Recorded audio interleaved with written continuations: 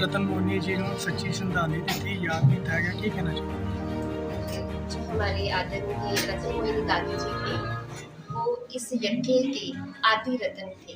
जब 1937 के अंदर इस संस्था की स्थापना हुई थी, तो दादी बहुत छोटी एज में 18 साल की एज में ही इस संस्था के अंदर आई और उन्होंने अपना पूरा जीवन इस संस्था के अंदर समर्पित करके जन जन तक उस परमात्मा का संदेश पहुंचाया। और उनकी एक विशेषता थी कि वो हमेशा ही हर्षित होती, वो सदा मुस्कुराते रहते थे। कोई भी आत्मा, कोई परेशान है, अशांत है, दुखी है, जब भी उनके पास जाते थे तो ऐसे महसूस होता था कि जैसे कोई साक्षात देवी है और उस देवी के हाथ और दुआ उनके ऊपर पड़ते ही वो एक सच्ची शांति का अनुभव करते हैं। और 101 साल की होकर के दादी जो है हम सबके बीच से इस भौतिक संसार से जो उन्होंने विदाई ली है, वास्तव में तो वो सदा ही अमर है। ਮੈਂ ਛੋਟੀ ਉਮਰ ਦੇ ਵਿੱਚ ਹੀ ਆਪਣੇ ਪ੍ਰੇਮ ਪ੍ਰਭੂ ਦੇ ਨਾਲ ਜੁੜ ਗਏ ਨੇ ਓਮ शांति जी ਕੀ ਕਹਿਣਾ ਚਾਹੁੰਦੇ शुरू से इनकी बचपन से भक्ति की भावना थी।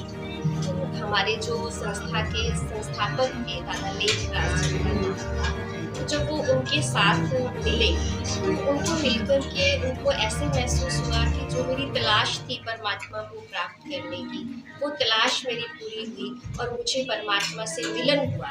और उसी समय उन्होंने ये संकल्प कर लिया कि मुझे अपना ये जो जीवन है, ये जीवन परमात्मा की सेवा में लगाना है।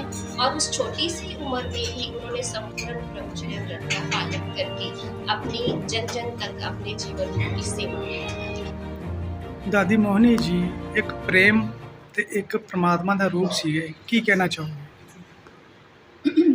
हमारे रतन मोहनी दादी सचमुच ऑलमाइटी बाबा थे, एक रत्नों की खान थी और इस दुनिया की वो शान थी।